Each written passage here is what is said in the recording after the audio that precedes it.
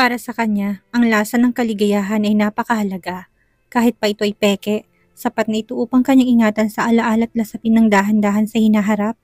Matapos inmin ng natitirang tsaa, ibinalik ni Shera ang tasa sa mesa at sabik na nagpatuloy sa usapan. Nais kong tulong mo. Gumiti si Eros. Itinuro ang maputing dokumento at sa hindi mapasusubali ang tono ay sinabing, ibalik mo ito. Hindi ko yan matatanggap. Bakit? Labis na nagulat si Shera at may bahagyang pagkalito sa kanyang boses. Dapat mo itong gustuhin. Pagkatapos ng lahat para dito. Pumayag ka noon sa pekeng kasal natin, hindi ba? Noong panahong yon, ang mga shares ay nakatali sa kanyang kasal at hindi siya binigyan ng matanda ng kalayaang pumili.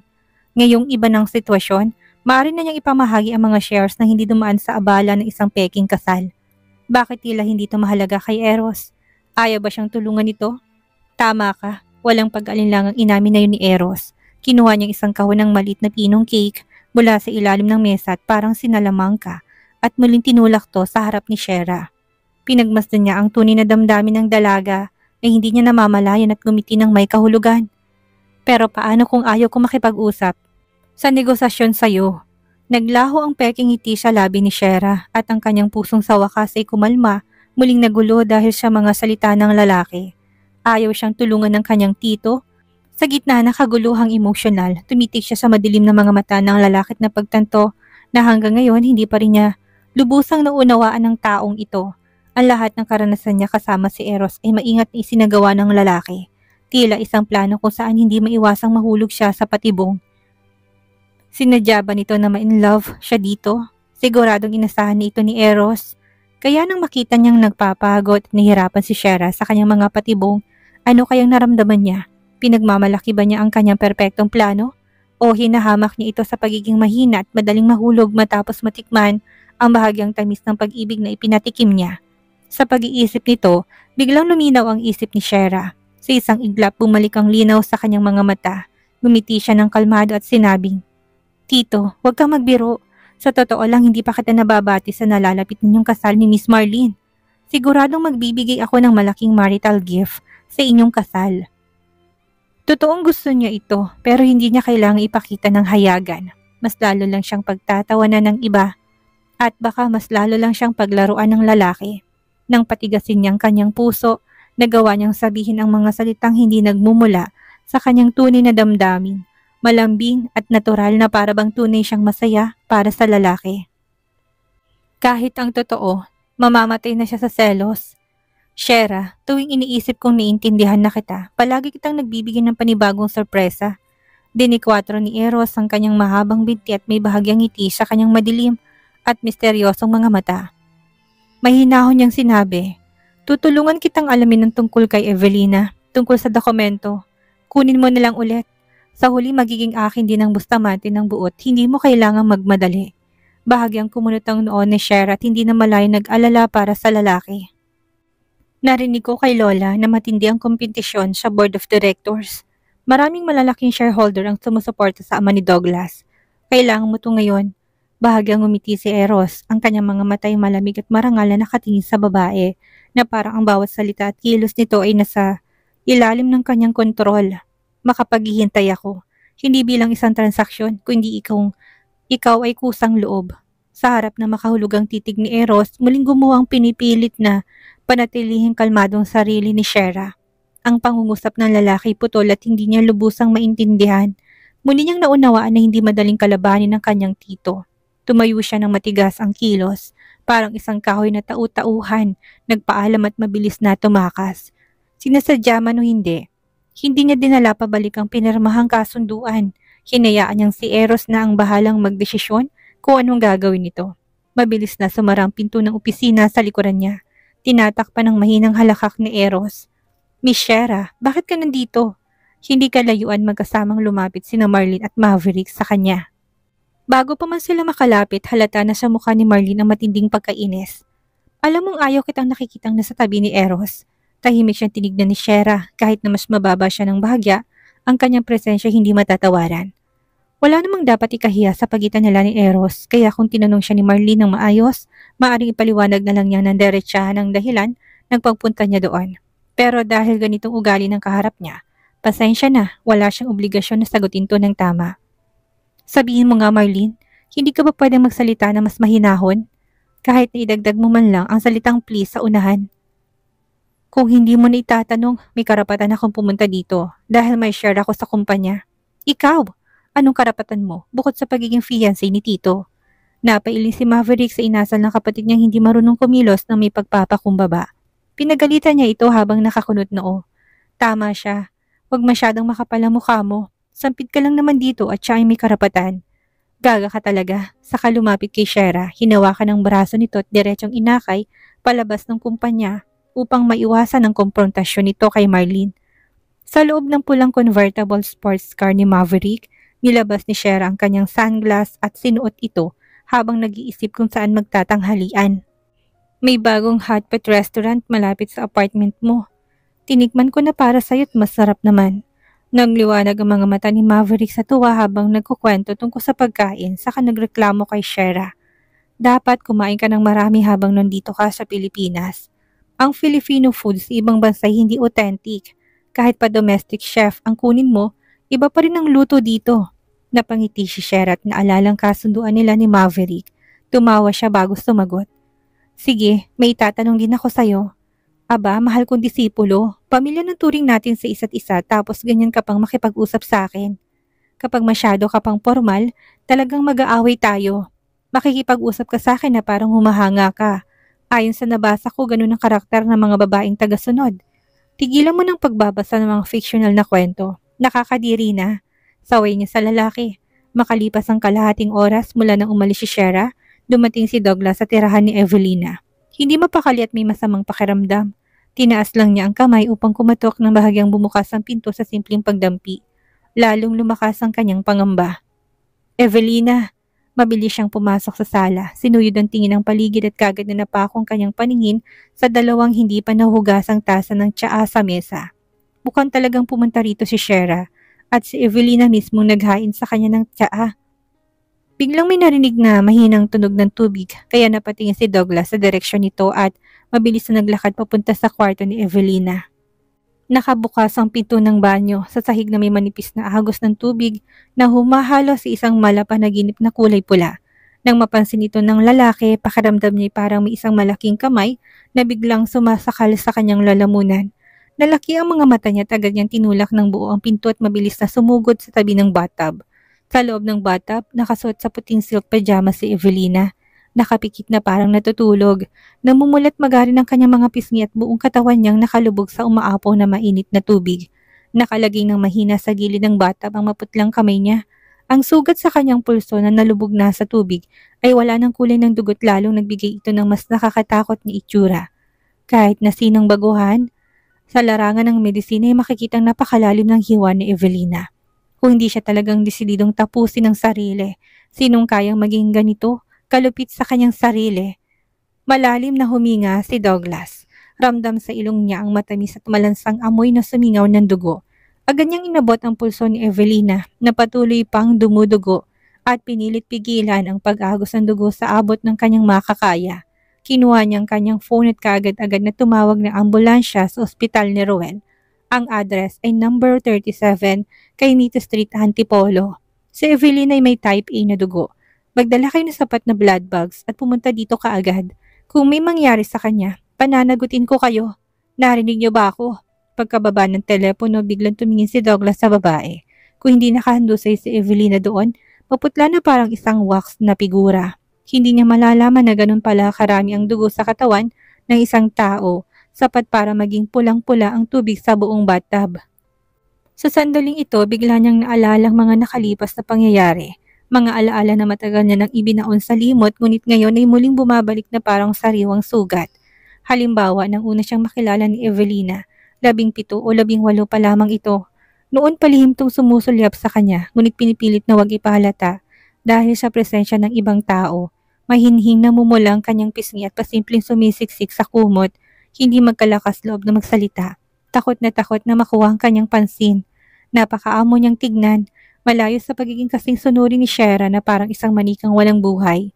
Bukod pa rito ang kanyang kahangahangang pangangatawan, ang kanyang magpaluha ng sinuman ay kaagad na umakit sa kanya. Sa simula pa lang tunay ngang naakit siya kay Evelina sa unang tingin. Kaya naman nagawa niyang panatilihin ang kanyang relasyon sa loob ng maraming taon. Ngunit likas sa mga lalaki ang gustong manakop. Nung mga gabing nasa ilalim niya si Evelina, masunurin at kaakit-akit, hinahayaang gawin niya ang anumang naisin at unti-unting nawalang matinding damdamin at pagkagilo na minsang meron siya. Ganito ang kalikasan ng tao at si Douglas ay hindi naiiba. Subalit ngayon nakikita niyang nasa bingit ng kamatayan ng babae. Bigla niya napagtanto na hindi pala siya ganoon kaliit ang halaga. Siya ang babaeng minahal niya noon ng labis at siya rin ang tunay na ina ni Ara. Kahit pa managsawa na siya dito at sinadyang bawasan ng kanilang mga pagkikita, ginawa niya ito ng may kasiguraduhan na ligtas si Evelina at hindi naghihirap sa buhay. Habang tahimik niyang binabalikan ng kanyang kabataan, biglang umalingaw-ngaw ang matinis na sirena ng ambulansya mula sa malayo. Isa-isang bumaba ang mga medical na staff mula sa sakyan. Agad na isinakay si Evelina na labis nang nawalan ng dugo sa isang stretcher at mabilis siyang dinala sa pinakamalapit na ospital kasama si Douglas. Hindi nagtagal sumindi ang ilaw sa operating room.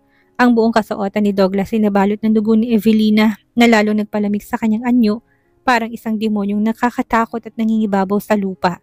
Ang mga pasyente nagdaraan ay hindi maiwasang lumayo sa kanya nang hindi namamalayan hanggang sa marinig niyang mga yabag.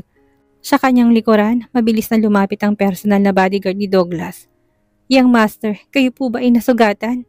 "Hindi ako." Malamig ang kanyang ekspresyon at tinuro niyang daliri ni kay Evelina. "Kahit na wala ito doon, tumawag ka sa bahay. Alamin mo kung nasa bahay si Shera." Nabigkasin niyang pangalan ni Shera ay mariin ang kanyang pagkakabigkas na para bang pinipigil ang galit. Matagal niya nang alam na kinamumuhian ni Shera si Evelina. Ngunit kahit na nagkamali si Evelina, 5 taon nang nakalipas, hindi ito sapat na dahilan para tratuhin siya ng sobrang lupit.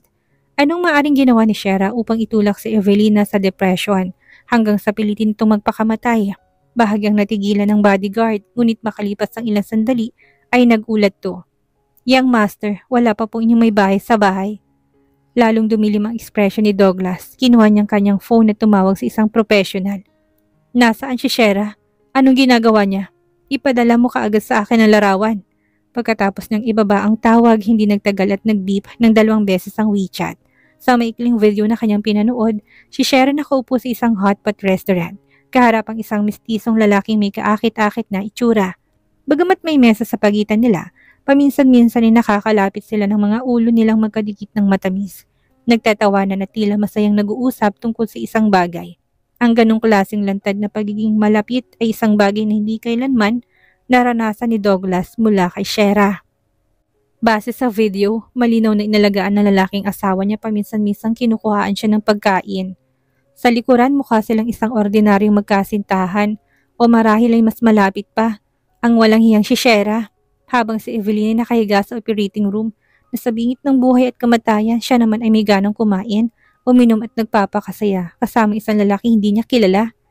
Galit at selos ang biglang nagliyab sa mga mata ni Douglas na mula ito sa tindi ng emosyon. Mataman niyang tinitingnan ng lalaki sa video na para bang nais niya itong lapain ng buhay. Kilala niya ito, ang walang kwentang patay gutom na minsan nagpresentang sagipin si Shera. Pero sa huli siya pa ang nawala sa ulirat. Ngunit kahit na wala itong silbi, hindi maitatanggi na may kagapuhan ito, isang mukhang walang bahid ng imperfeksyon. Si Maverick, kapatid ni Marlene. Napansin ng bodyguard ang tensyon at maingat na nagtanong. "Young master, nais niyo po bang dalahin namin ang inyong ginang dito?" Gusto sanang puntahan mismo ni Douglas ang asawa niya at manatili sila sa akto. Pero nang lingunin niya ang tahimik na operating room, napilitan siyang isantabi ang ideyang yon. "Puntahan mo siya. Sabihin mo may nangyari sa pamilya niya. Huwag mong babanggitin si Evelina."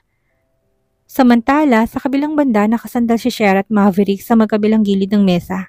Pinag-uusapan ng isang disenyo. Nang sa wakas ay naihalo nilang ilang idea ay maluwag na bumuntong hininga si Shera. Saka kinuhang chopsticks, dumampot ng isang meatball at marang hinipan to. Habang umunguya, bigla siyang nagtanong ng pautal. "Teacher, may alam ka bang mabilis na paraan para kumita ng pera na bagay sa akin?" Katatapos ng kumain ni Maverick ng tanghalian pero nang makita niyang masarap na kumakain si Shera, sumabay na rin siya. Habang umiinom ng juice, tinanong niya, "Kakaiba ka, ikaw na pinakawalang pakialam sa kayamanan. Bigla kang nagiging makasarili. Bakit? May kaarawan ng lola ko sa antas ng kanyang buhay. Wala siyang tatanggaping regalo na mas mababa pa sa 50,000. Ganun naman talaga ang mayayaman. Malapit ng ika-80 at kaarawan ng lola niya kaya abala si Shera sa pag-iisip ng isang regalo na parehong may halaga at may malalim na kahulugan. Kung gagamitin niyang pera ng pamilya Bustamante para bumili ng regalo sa kanyang lola, kahit pa walang magiging reklamong matanda siya mismo makakaramdam ng hiya. Kung ganon may maimumungkahi ako. Hinaplos ni Maverick ang kanyang makinis na baba, ginagayang postura ng mga sinaunang pantas na hinihimas ang kanilang balbas habang napapabuntong hininga. Hindi ko lang alam kung papayag ka, basta walang usapang pagbebenta ng sarili. Alam ni Shera kung gaano kawalang hiya minsan ng gurong ito, kaya agad niyang pinutol ang ilusyon nito gamit ang seryosong ekspresyon. Teacher, alam mong matatandang berhen ay mas madaling maloko. Mabuti pa maghanap ka ng dalaga para mabawasan ang kasabikan mo sa buhay. Puro kalokohan ang iniisip mo eh. Tigilan mo nga ako. Ang teacher mo hindi bastos na tao. Pumulupot ang tingin ni Maverick sa bibitaw sa maraming ideyang balak niyang sabihin. Kung may oras ka pa bago ang kaarawan ng lola mo, ipasa mo sa akin ang mga natapos mong gawa. Pipili ako ng isa o dalawa at gagawin ko ng konting pagbabago. Nag-alinlangan si Shera sa suggestion nito. Halimbawa nagdagan natin ng 2 letrang disenyo ng singsing. Napangiwi si Shera. Teacher, parang sinabi mo lang na ipiprocess ang paggawa ng peking alahas. Kalokohan. Iwinasiwas ni Maverick ang manggas ng kanyang damit na parang isang matuwid na iskultor. Paano naging peke ang likhang sining ng isang tunay na artist? Napabuntong hininga si Shera at kagad siyang tumanggi. Kalimutan mo na lang, ako'y magsisimula na sa sarili kong pagsisikap. Mukhang wala akong makukuha mula sa iyo. Napakatigas ng ulo mo. Kinuha ni Maverick ang chopstick at tinapik siya sa ulo gamit ang malinis itong dulo. Kahit paano, ikaw ang kaisa-isang saradong disipulo ng aking dakilang guro na gaya ko. Hindi mo naman sisirain ang reputasyon ko. Magkakapera tayo na magkasama. Hey, ang mga salita mo hindi na tulad ng isang tunay na maestro ng alahas. Hindi alam ni Shera kung tatawa o maiiyak siya at hindi niya matatanggap ang kabutihang loob nito. Isa lang akong baguhan sa industriya. Hindi ko kayang tanggapin ang tulong na gaya mong isang maestro. Ako na maghahanap ng paraan para makapagbigay ng regalo kay Lola. Huwag mong sabihin yan. Saglit na nag-isip si Maverick. Narinig ko na may isa pa akong kwintas na hindi pa nabebenta sa jewelry exhibition sa lungsod na ito. Kung gusto mo, ibibigay ko muna sa'yo bilang pang-emergency. Ang mga alahas na dinesign at ginawa mismo ni Maverick ay palaging sold out sa mga international design exhibitions. Walang dudang ng regalong ito'y bagay sa estado ni Mrs. Bustamante, ngunit masyadong mabigat ito para sa kanyang bulsa. Nakita ni Maverick ang pag-alinlangan ni Shera, kaya't bahagya siyang umiti at muling tinapik ang ulo nito gamit ang chopsticks. Huwag mo nang pag-isipan pa. Puntahan mo na lang ang apartment mo bukas ng hapon para kunin to. Sa pinakamasama, bayaran mo na lang gamit ang 10 tao mong pagiging alipin ko. Ano? Ang mahal naman ito. Gusto nang maiyak ni Shera sa halaga ng alahas. Ang pinaka nakakainis pa, hindi naman siya sinisingil nito, pero ang halaga ng kanyang gawa ay talagang ganito kataas. Na kailangan pa niyang pagtrabahuhan ng 10 taon. Habang iniisip niyang balang araw ay magiging matagumpay rin siya, magkasabay niyang pinagpalit ang mga kamay at kumikinang ang mga mata. Ngayong alam ko na kung gaano kagaling ang maestro nito. Itinaas ni Maverick ang kanyang kilay at ngumiti ng may kapilyuhan. Basta magpapakabait ka lang, hindi kita gagamitin bilang pampainit ng kama. Kung hindi, baka mapilitan ako na kahit mumukha kang hindi masarap. Habang nag-uusap at nagtatawanan sila, isang lalaking nakasuot ng itim na suit ang pumasok sa restaurant at diretsyong lumapit sa mesa ni Shera. Yang madam, pinapasabi ng young master na ang iyong kamag-anak ay na-aksidente at kasalukuyang nasa ospital para sa emergency treatment. Kailangan niyang pumunta kaagad. Nahulog ang fishball mula sa chopstick ni Shera papunta sa mainit na sabaw. Isang saglit lang siya'y natulala bago biglang tumayot bahagyang tumango kay Maverick at dali-daling sumama sa lalaking nakaitim. Sa loob ng mabilis na tumatakbong sasakyan, naalala niyang magtanong kung sino ang nasaktan. Kuya, si mama na naman ba ang may problema? Noong nakaraan nadiskubre ng kanyang ina ang iskandalo ni na Evelina at Douglas. Sa kabutihang palad hindi natuloy ang kanyang tangkang pagpapatiwakal. Ngunit paano kung hindi niya na muling kayanin? Magiging maswerte pa rin ba siya gaya ng dati? Habang iniisip ito lalong bumibigat ang kanyang dibdib. Tumingin si Shera sa matinding traffic sa unahan at hiniling na sana'y magkaroon siya ng pakpak upang agad makarating sa ospital. Walang anumang ekspresyon ng lalaki sa itim na suit at seryosong sinabi. Ayon sa young master, kailangan madali nito kaya hindi na ako magtanong pa. Patawad yang madam. Wala nang may isip ni tanong si Shera kaya't napakulot na lamang ang kanyang noo sa pag-aalala. Kahit na gusto niya tawagan si Douglas, wala naman siyang madalang mobile phone at hindi rin niya kabisadong number nito.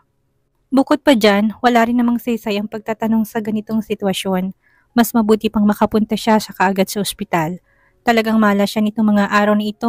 Gusto man niya o hindi, palagi may connection sa ospital ang mga nangyayari sa kanya. Pagkarating nila sa ospital, mabilis na sumunod si Shera sa lalaki na kaitim. Pagdating sa pasilyo, ang unang nilang nakita ay si Douglas. Nakasuot ng bagong damit at may matalim na tingin na nakatutok sa kanya. Litong-lito siya sa sitwasyon at dahil hindi niya makita ang kanyang mga magulang, napilitang siyang lumapit kay Douglas. Anong nangyari? Ayos lang bang mga magulang ko? Ngunit malamig at walang awa na tiningnan ni Douglas sa kanya. Wala itong sinabi bagkus ay bigla itong hinablot ang kwelyo niya at 2 beses siyang sinampal. Shera, ito ay para kay Evelina. Umangalingaw-ngaw ang tunog sa kanyang tenga na parang nabingi siya sa lakas ng sampal. Matagal bago siya nakabawi at nang makapagsalita, mapait siyang ngumiti bago dinura ang dugong namuo sa kanyang bibig. Mukhang may nangyari kay Evelina. Nag-aapoy pa rin ang galit sa mga mata ni Douglas, na parang nais din si Sherang nakahiga ngayon sa operating room. Ikaw ang may ganang magtanong. Ano bang ginawa mo kay Evelina para umabot siya sa ganito? Ang ibig sabihin ni Shera ay sinabi niya. Bahagya siyang pumikit habang ang kanyang mukha ay nanatiling manhid at mainit sa sakit. Ngunit sa sandaling yon, hindi niya ito gaanong ininda. Pakiramdam niya unti-unti na siyang lumalapit sa katotohanan, kaya may bahagyang pagtatakang nagtanong siya. Nagpakamatay si Evelina? Isang babaeng kasing kapal ng mukha ni Evelina magpapakamatay lang dahil sa 1 o 2 salita niya. Kalokohan, ngunit dahil nangyari na nga ito, may isang bagay na malinaw at may dahilan kung bakit siya tinutulak sa ganitong sitwasyon.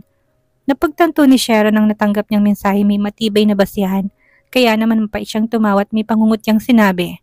Huwag kang mag-alala, wala akong ginawa sa kanya. Kung talagang namatay siya, yun ay dahil sa takot niya sa sariling kasalanan. Si Evelyn na sa loob, hindi ko alam kung buhay pa siya o patay. Tapos nagawa mo pang magsalita ng ganyan. Halos mawala ng kontrol si Douglas sa kanyang galit. Mahigpit niyang pinigilan ng kamao niya, nanginginig sa tindi ng emosyon. Sinasabi ko sa'yo kung may mangyari kay Evelina, babayaran mo to ng buhay mo. Babayaran ng buhay ko? Paulit-ulit na umalingaw-ngaw sa kanyang isip ang 2 mabibigat na salitang iyon. Ngunit ang puso ni Sherry kasing tahimik ng isang bangkay at sa halip na masaktan, nagawa pa niyang tumawa. Kung dati noong mahal pa niya si Douglas, siguradong madudurog ang puso niya. Pero ngayon habang pinapanood niyang sakit at galit nito, pakiramdam niya wala na siyang emosyon. Parang isang malakas na hangin ang dumaan sa puso niya at tinangay ang lahat ng kanyang nararamdaman. Sa totoo lang, dapat pa nga siyang magpasalamat kay Douglas. Kung hindi nito walang pakundangang pinakita ang kanyang tunay na kulay, baka hindi siya kaagad nagising sa kanyang ilusyon tungkol sa pag-ibig. Ang malamig ng ngiti ni Shera ay parang matalim na kutsilyong tumarak sa mga mata ni Douglas. Lalo niya hinigpitan ng hawak sa kwelyo nito. Halos bumaon ang kanyang mga daliri sa balat ni Shera. Napasinghap ito sa sakit, ngunit sa halip ng matras, mas lalo pang lumalim ang kanyang mapanuksong ngiti. Douglas, mas mabuti pang ipagdasal mong mamatay na si Evelina sa loob ng operating room. Dahil kung mabubuhay siya, kulungan ang huli niyang hantungan. Alam ni Shera kung gaano kahirap ang buhay sa bilangguan.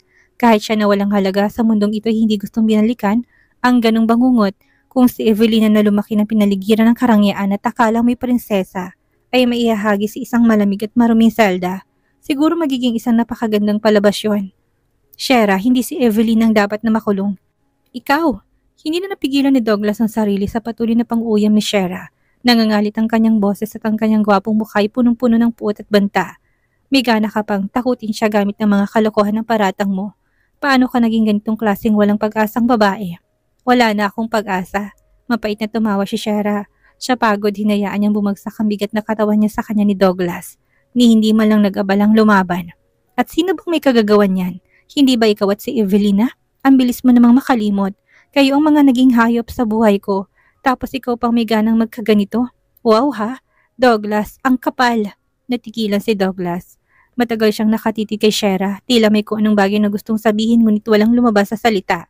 Hanggang sa biglang bumukas ang pinto ng operating room. Lumabas ang doktor na may madilim na ekspresyon at walang pasabing inabot kay Douglas ang isang papel. Kayo bang asawa ng pasyente? Hindi magandang lagay niya. Ito ang critical illness notice. Pakipirmahan agad.